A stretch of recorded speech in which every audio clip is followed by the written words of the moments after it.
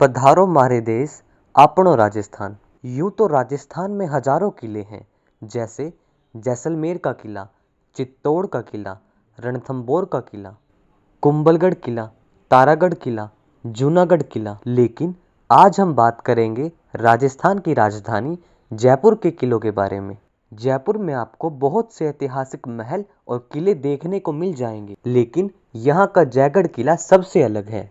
कछवाहा वंश के राजा मानसिंह ने आमेर किले का निर्माण करवाया था। राजा मानसिंह ने अपनी रियासतों से मिली संपत्ति को इकट्ठा कर उसे छुपाने के प्रयास से जयपुर की ईगल हिल्स यानी बाजों की पहाड़ी पर 16वीं शताब्दी में किला बनवाना शुरू किया। इस किले के निर्माण का बाकी कार्य स्वाई जयसिंह द्वितीय ने आमेर किले की सुरक्षा की दृष्टि से करवाया था और वर्ष 1726 में यह पूरी तरह से बनकर तैयार हो गया था और 1727 में उन्होंने इस खजाने के कुछ हिस्से का प्रयोग कर जयपुर शहर बसाया था।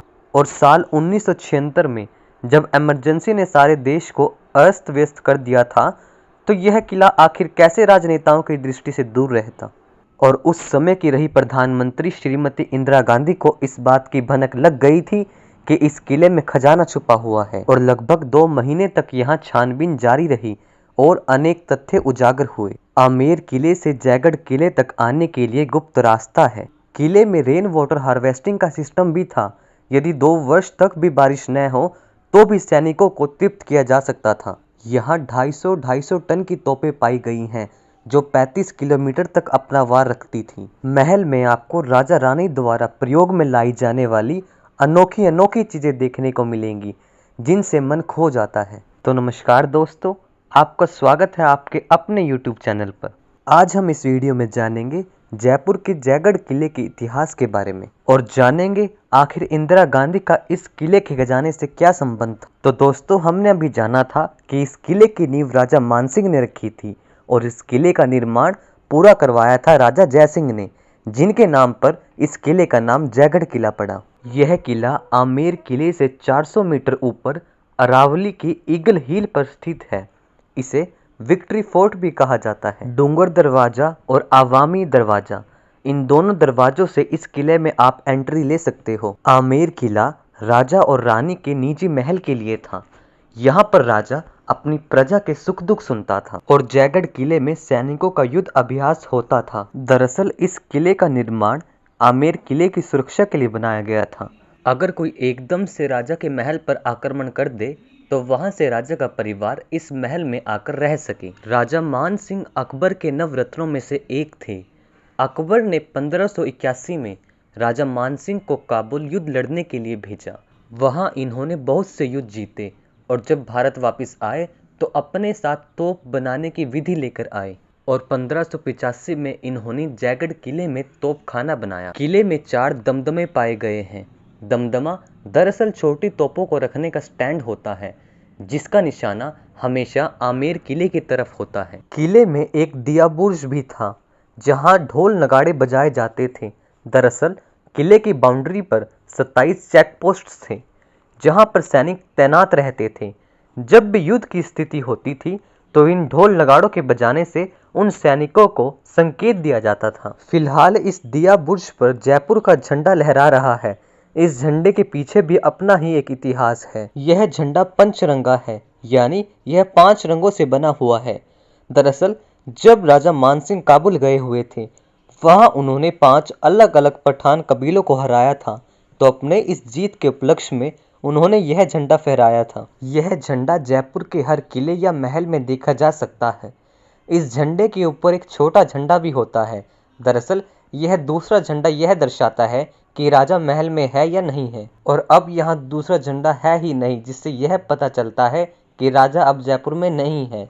1971 की लड़ाई में सवाई भवानी सिंह जी को महावीर चक्र दिया गया था। भवानी सिंह जी ने सन 1983 में जयगढ़ चैरिटेबल ट्रस्ट बनाया था, ताकि इस किले की अच्छे से देखरेख हो सके, और तभी से इस किले को पर्यटकों के लिए खोल दिया गया। और तब से इस किले से जो भी कमाई होती है वह दान पुण्य में लगा दी जाती है। और यहाँ पर जो ये बड़े बड़े छेद बने हुए हैं, यह सैनिक अपने तीर या बंदूक चलाने के लिए प्रयोग करते थे। और जब भी कोई दुश्मन इन किलों की दीवारों पर चढ़ने की कोशिश करता था तो इन छेदों के बीच में जो आपको यह जगह दिखाई दे रही है, यहाँ से गरम गरम तेल उछाल दिया जाता था, जिससे उनके हाथों की पकड़ कमजोर हो जाए और वो फिसल कर नीचे गिर जाए। इस किले में खुदा गवाह, हमराज और चाहत जैसी फिल्मों की भी शूटिंग हुई है और टिप्पू सुल्तान धारावाहिक के कई सीन्स इसी किले में शूट हुए हैं। बारिश का पानी इन पहाड़ियों से चलकर उन टांकों में जमा हो जाता है जहां पर खजाना छुपाया गया था। 1976 में जब इमरजेंसी लगी हुई थी, तब इस खजाने को लेकर राजनीतिक तूफान फैल गया था। टाइम्स ऑफ इंडिया अखबार में यह खबर छपी थी कि देश की प्रधानमंत्री श्रीमती इंदिरा गांधी को जयगढ़ किले के खजाने के बारे में पता लग चुका है और इसीलिए भारतीय सेना ने लगभग 50 दिन तक खोजबीन की थी और सेना के ट्रकों को पार करवाने के लिए रात को जयपुर दिल्ली मार्ग को बंद कर दिया जाता था और यह आज तक भी पता नहीं लग सका कि आखिर उन ट्रकों में जाता क्या था। और ऐसा बताया जाता है कि इन बड़े बड़े ट्रकों को दिल्ली के पालम एयरपोर्ट पर ले जाया जाता था, जहां एयरफोर्स के 3 बड़े बड़े हेलीकॉप्टर इनका इंतजार करते थे और इस रहस्य को आज तक कोई नहीं जान पाया कि आखिर ये बड़े बड़े हेलीकॉप्टर कहाँ की उड़ान भरते थे, क्योंकि उस समय इमरजेंसी का भय ही लोगों को इतना था। जो सरकारी अफसर थे वह अपना मुंह नहीं खोल सकते थे और जो विपक्षी नेता थे वे जेलों में बंद थे और धीरे धीरे लोगों को लगने लगा कि यह तो बस अफवाहें हैं, क्योंकि सही सच तो किसी को पता ही नहीं था और लोग इन बातों को भूलने लग गए थे। लेकिन 1976 में पाकिस्तान के प्रधानमंत्री ने इंदिरा गांधी को पत्र लिखा कि जयगढ़ से प्राप्त हुआ जो भी खजाना है उसमें उनका भी हिस्सा है। लेकिन हमारी प्रधानमंत्री भी तो इंदिरा गांधी थी, उन्होंने पाकिस्तान के प्रधानमंत्री का दावा खारिज कर दिया था। लेकिन बाद में ऑफिशियली भारत सरकार ने पाकिस्तान की सरकार को यह जानकारी दी कि इस खजाने में सिर्फ 230 किलो चांदी ही मिली है। यह वही खजाना था जो राजा मानसिंह ने अकबर के कहने पर काबुल में युद्ध लड़ने के बाद वहां से जीता था। राजपूत सेना ने वह खजाना इसी किले में छुपा दिया था। उसके बाद एक किताब लिखी गई जिसका नाम था हफत तलिस्मात ए अबेरी। इस किताब में इस खजाने का जिक्र हुआ है। हफत तलिस्मात ए अबेरी का मतलब है आमेर के साथ खजानों का रहस्य। फारसी भाषा में लिखी गई इस किताब में यह बताया गया है कि पानी के टैंकों के नीचे खजाना छुपाया गया है।